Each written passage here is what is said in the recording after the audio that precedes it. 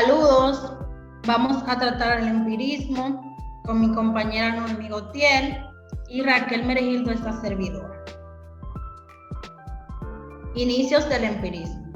Como vimos en la clase anterior, Descartes fue un racionalista. Un racionalista es quien tiene mucha fe en la razón, creyendo en esta como fuente de conocimientos. Opina que el ser humano nace con ciertas ideas, la cual existe en la conciencia del hombre, ante diversas experiencias. Pero a partir del siglo XVII, varios filósofos adoptaron el punto de vista de que no tenemos ningún contenido en la conciencia antes de adquirir experiencias mediante los sentidos. Este punto de vista se llama empirismo. Ahora bien, ¿qué es el empirismo?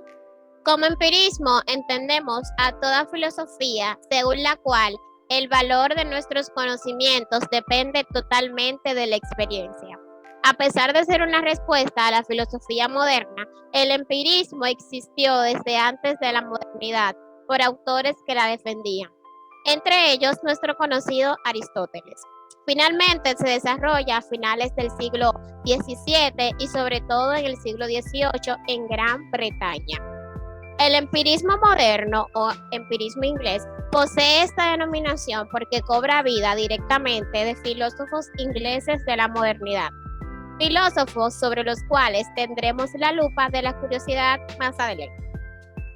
Una característica del empirismo es que constituye una respuesta histórica al racionalismo oponiéndose a ella. Mientras que el racionalismo tiene como modelo las ciencias matemáticas, el empirismo tendrá como pilar a las ciencias experimentales, particularmente a la física. Recuerden que mencioné antes que Aristóteles aportó al empirismo y de hecho, él establecía que no había nada en la conciencia que no haya estado antes en los sentidos. Los empiristas británicos consideraban muy importante analizar todas las ideas humanas con el propósito de ver que podían ser demostradas por medio de experiencias auténticas. Pero, ¿quiénes eran los empiristas? Los filósofos que sostienen este pensamiento de que nuestro conocimiento de la realidad comienza por la experiencia son llamados empiristas. Estos defendían a capa y espada que el origen de todo conocimiento está en la experiencia. Afirmaban que no había nada en el entendimiento que no haya pasado antes por los sentidos. Los empiristas afirmaban que la experiencia podía ser de dos tipos. Externa, que es aquella experiencia que tenemos acerca de nuestra realidad exterior a través de las sensaciones y gracias a los sentimos cuando tocamos, vemos u olemos algo. Y la experiencia interna, que es aquella reflexión de nuestra mente acerca de su propia actividad, como los sentimientos, pasiones, deseos, pensamientos, etc. Los empiristas eran radicales en afirmar que el conocimiento humano tenía límites marcados por la experiencia. Ahora nos preguntamos, ¿acaso el empirismo estaba opuesto al racionalismo? A pesar de que el empirismo fue una respuesta opuesta al racionalismo, coincidían en ciertos puntos. Uno de ellos es que tanto los empiristas como los racionalistas afirmaban que nuestro conocimiento es siempre conocimiento de ideas. La diferencia estaba en el origen de dichas ideas. Aquí se ve el debate entre el innatismo y la experiencia. Mientras que los racionalistas dudan de la experiencia, los empiristas desechan el innatismo. Es hora de conocer a los filósofos empiristas. Entre los filósofos empiristas más reconocidos tenemos a John Locke, George Berkeley y David Hume. El fundador del empirismo inglés fue John Locke. John Locke nació en Bristol, Inglaterra, en 1632. Fue un defensor del liberalismo político y no fue extraño que le llamaran el filósofo liberal. Pero quizá, y después de todo, si lo decimos con cierta pizca de gracia, era algo genético, pues nació en el seno de una familia liberal. Abogó por la libertad de pensamiento y tolerancia, también por la igualdad de sexos. En sus ideas empiristas, Locke intentó aclarar dos cuestiones. En primer lugar, pregunta, ¿de dónde percibe el ser humano sus ideas y conceptos? En segundo lugar, se preguntaba, si acaso podíamos confiar en lo que nos cuentan nuestros sentidos. Locke estableció la negación de las ideas innatas que defendía el racionalismo, afirmando que cuando nacemos somos como una página en blanco que la experiencia va escribiendo. Locke también comparó nuestra conciencia como una habitación sin amueblar, que después de que comenzamos a captar con los sentidos, viendo el mundo a nuestro alrededor, saborear, oler y escuchar, adquiriendo experiencia. Se dice que los niños son los más intensos usando los sentidos. Locke estableció que el origen de las ideas, afirmando que las ideas que hay en nuestra razón proceden de la experiencia sensible y que además nuestro conocimiento estaba limitado por la experiencia. Usó la noción de idea para referirse a las imágenes que nuestra mente tiene de las cosas. En este punto compaginaba con el racionalista Descartes, que de seguro ya conociste. Para John Locke existen dos clases de ideas, las ideas simples o sensaciones y las ideas complejas. Las ideas simples de los sentidos se elaboran por el pensamiento, que son las sensaciones como cuando olemos o tocamos algo, y las reflexiones cuando tenemos un pensamiento o un recuerdo. Locke distinguió entre lo que llamaba cualidades primarias. Las cualidades primarias de los sentidos, que se refieren a la extensión de las cosas, tamaño, peso, forma, y las cualidades secundarias, que se refiere a cuando distinguimos de algo dulce, algo agrio, algo frío, algo caliente, algo verde o algo azul. También estaban las ideas complejas y estas forman activamente nuestro entendimiento combinando aquellas ideas simples que mostramos antes.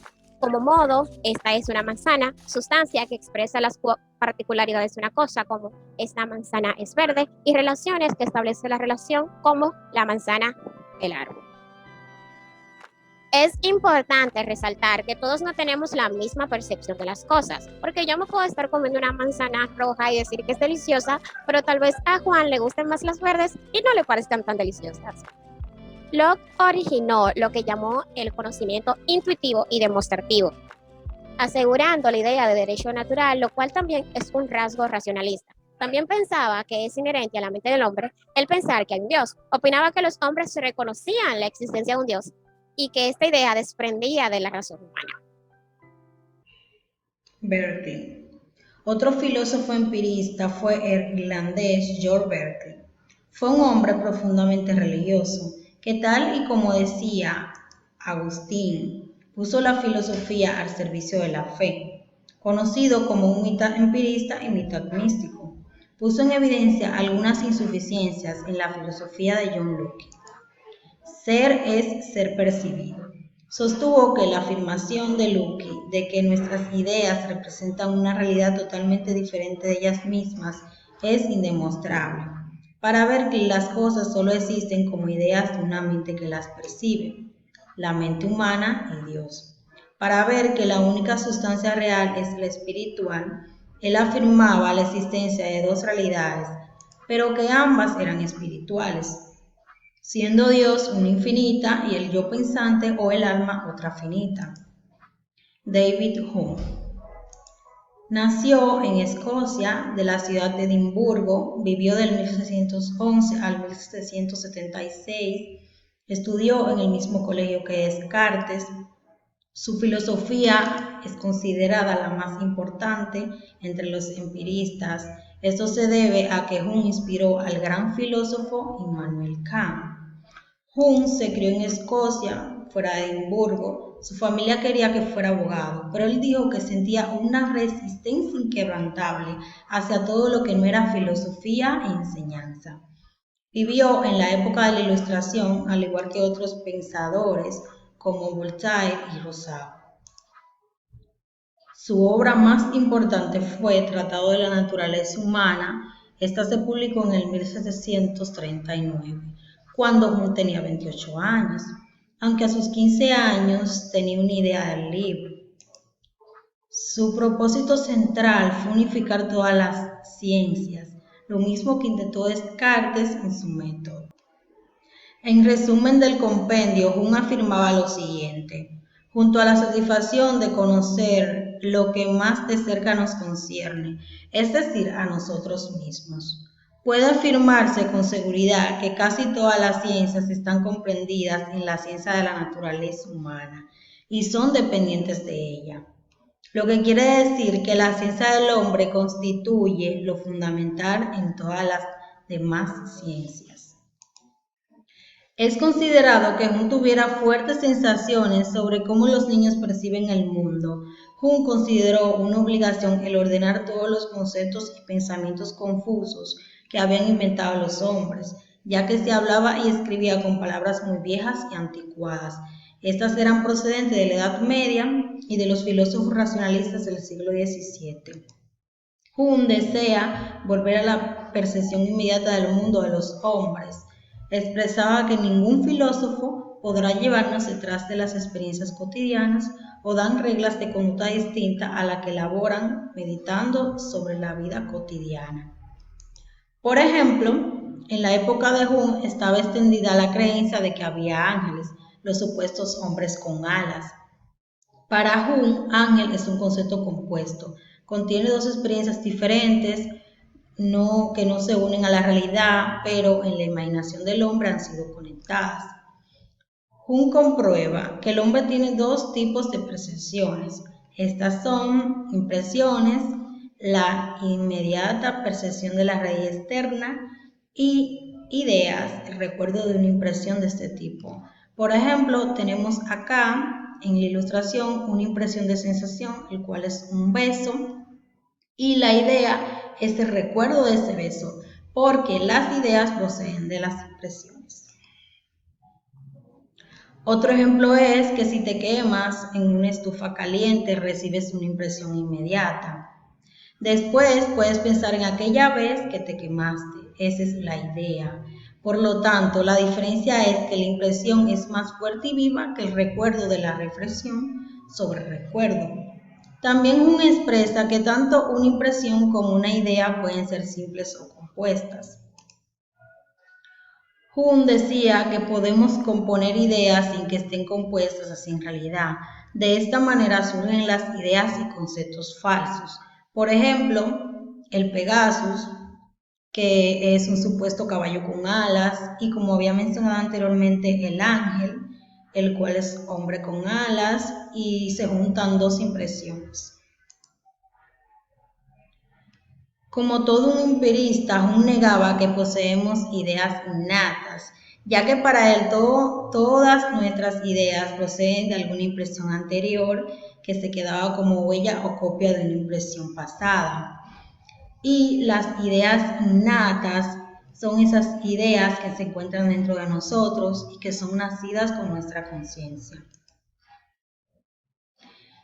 Ejemplo de esta frase de las ideas por impresión es: toda idea es copia de alguna impresión o sentimiento precedente, y donde no podemos encontrar impresión alguna, podemos estar seguros de que no hay idea.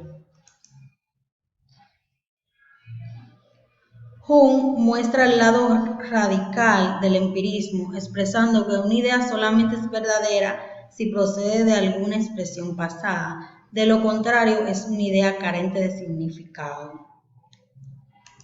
Un debate esencial de la filosofía de Jung era aquella relación de causa y efecto de que teníamos los seres humanos al predecir el futuro de ciertos hechos. Les explico. Los seres humanos tenemos la facultad de intuir o llegar a la conclusión de cosas que aún nuestros sentidos no han experimentado.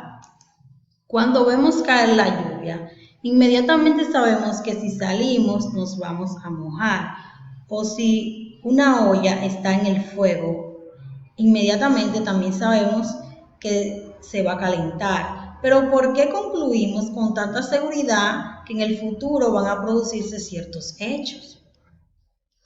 Jung aseguraba que esta certeza sobre lo que acontece en el futuro se basa en una inferencia causal o razonamiento causa o efecto.